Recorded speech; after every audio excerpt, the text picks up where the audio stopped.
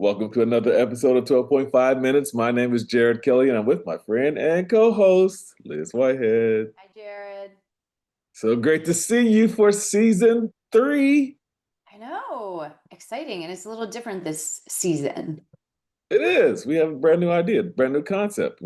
This time we're not going to do all the interviews, but we have a few topic categories that we're going to discuss, right? Yeah. Okay. So, as far as I know, what we're going to talk about are the crazy, scary, genius, and hilarious topics, right? Right. Okay. hmm Okay. So, what um, I would like to start with, which is crazy to me, is just coming back from Miami. And this is a crazy time with the government shutdown. Air traffic control is a big priority, a big issue, but air travel alone is crazy. I actually thought to myself, like, maybe I shouldn't go on this trip solely because of all the things I've been hearing. One of the things I heard, even at O'Hare Airport here in Chicago, was that planes were hitting each other. The wings were hitting each other. They also had a plane that hit one of the ground transportation vehicles. I didn't like to hear that. And then, obviously at some of the airports, they're talking about TSA and long lines, and I really don't like hassles and issues when I'm traveling. So I did it anyway. Crazy enough to go to the NMSDC conference, flew down to Miami and back. There was an hour delay in both trips, which was crazy in and of itself. But on the way down, we actually were in a good position. Our plane, I'm not even going to mention the airline, our plane pulled back from the gate. We got in line, waited. There are like seven planes ahead of us. We got to the first front row of the line, and then our pilot came on and said, we have to go back to the gate for an inspection. And I'm What? like, go back to the gate for an inspection? So yeah, that's what we did. We had to get out of line, go back to the gate, and then they did an inspection because apparently when we pulled off the first time, we broke something off of the edge, and they had to check and make sure it wasn't hanging from the plane or anything was damaged to the plane, which didn't take long. But then we had to get back in line at the end of the line and wait to take off. So it was over an hour delay. And the whole time I was wondering, like, that inspection was just a visual inspection. They didn't even touch the plane. We didn't get off the plane. They looked at it, and somebody with a clipboard said, "It's okay." That was the inspection. I watched it out of the window of the plane. I literally watched it. There were eight guys that walked up to the plane. They looked at the plane, and one checked off something on the clipboard, and they collectively turned around like entourage and walked back to the gate. What's crazy right now? What's really crazy right now? Air travel. Oh, yeah. My cousins and I took a train this weekend, and there was a delay on the train, I have to say. But it was just so much more civilized than the whole process of like going to the airport, getting felt up, like waiting, being told you have to be there a certain time, getting all stressed out about that. But they can leave whenever. Right, right, right. I like. It's like you're on their time. Um, and the train, you're on their time too. Like there was another train coming, and we could hear the workers actually saying, like, that train never should have been on the tracks anyway. Like we never, because they're also federal workers at Amtrak. But at least we were like, worst case scenario, we're on the ground. Right, We can right, walk from here. So right. I think it is crazy. And maybe it'll end up in a more high-speed rail in the US. Maybe there'll be a silver lining where people will be like, actually, why have we been getting up in these tin cans? That's possible. I do think that we have a long way to go in terms of improving our travel, but certainly federal workers should be essential. Like, it's just too much of a safety issue for moving. hundreds and thousands of people In the all air. in the air, and catastrophe happens. Like, and it just doesn't make a whole lot of sense that we would then call them back to work to do it for free. Like, it's bad enough if they're not getting paid and they're sitting at home, but we can't stop our economy. That, see how that doesn't make sense? We can't stop our economy because the government can't figure out how to budget for the economy.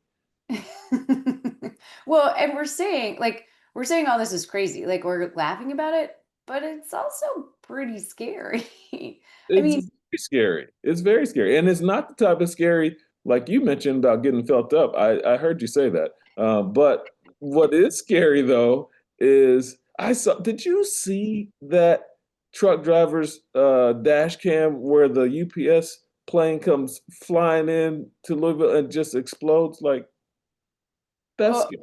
yeah. That's Like, it's super scary. Again, like these things are in the air. Like it seems these planes, pretty essential that people are looking out like that they don't crash into other things.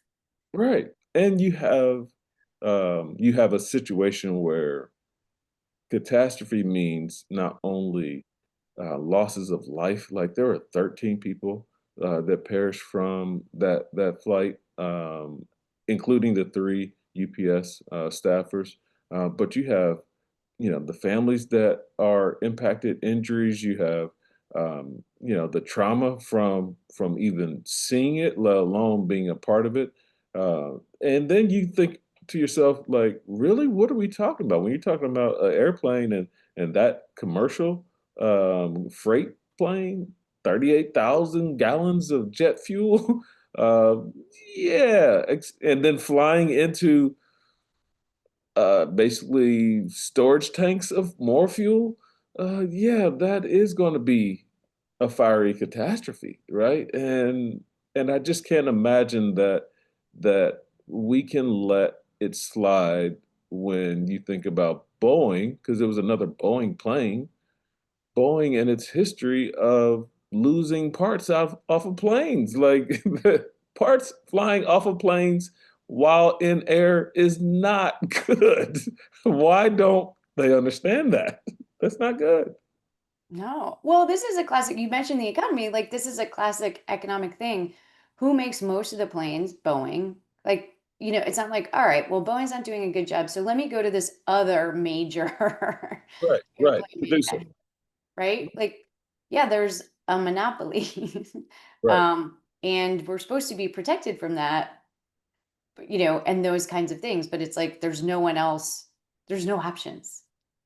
No options. But that's also the difference between, okay, so we only have one to focus on. Let's put all our energy to making sure they're freaking really great at what they do, You'd right? think it never works that way. We don't have to spread out our energy over multiple producers. We got one producer, and they're publicly traded, attached to our economy.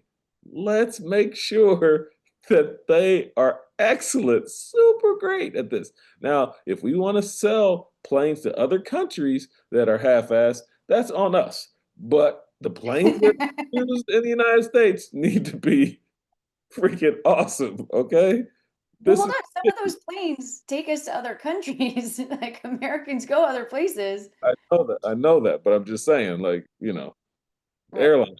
let's You know, start. Let's you start. let you we understand, just like American, like cars made in America, which we've done to ourselves. We don't build them to last forever because the comeback and the major money is in maintenance, keeping you coming back to fix the stuff, right? So you sell the plane, go, oh, you know what? There's a recall on tires. Oh, there's a recall on the engine.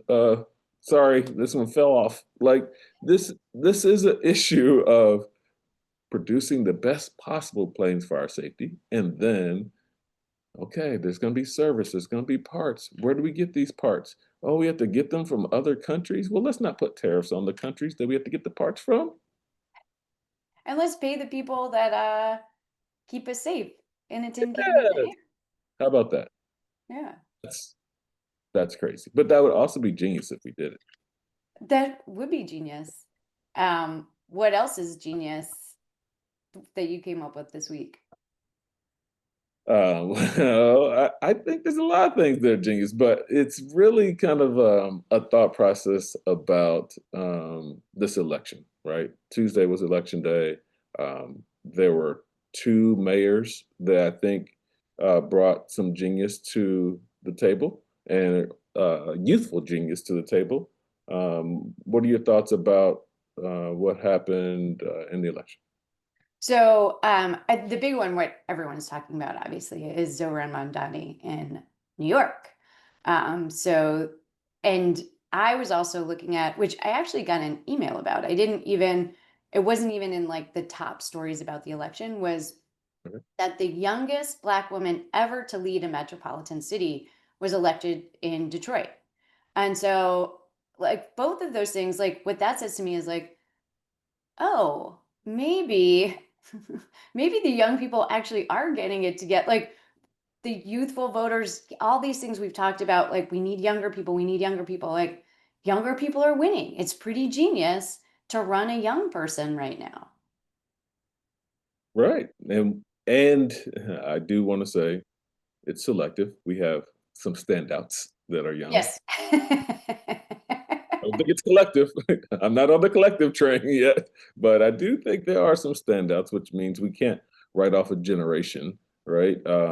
We do want to look at how to prepare them for not only running, but to be successful because it is a burden and it is a burden of responsibility that they're not necessarily coming with institutional knowledge and experience that they can, rely upon in doing the job well. But as a mayor, hopefully they're just good, they're great decision makers and can hire great people around them. That would make it truly genius, at least in my mind, is be a great leader, hire the intellectual capacity and capabilities that you need with the people around you and that are experienced, and the city should be just fine or possibly improve.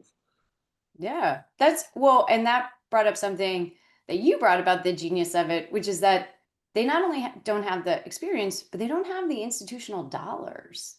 That, in New York, that election, there was a lot of billionaires heavily invested in Mamdani not winning. Which is hilarious to me. 20 20 20 billionaires put money to stop this guy and said, "No, we do not want him. We do not want him." And the public said, "Yeah, we do. Vote." And the votes counted. That, if anything, I don't care what any politician says, that to me is the power of the system working. So every time they don't get their way and they say, "Oh, it's rigged," that's not true. Clearly, if it was rigged, you guys would have got your way because you're the billionaires, but you didn't. Yeah, that is pretty hilarious. Yeah. Yeah. So anyway, I think that's it for us. This is our first episode of season 3 of Crazy, Scary, Genius, Hilarious. I hope that if our audience is still with us, they are not only agreeing with me, agreeing with you, or agreeing with us, but if they don't, leave a comment. It doesn't matter either way. It's been a pleasure. My name is Jared Kelly. This is Liz Whitehead, and we are out of here.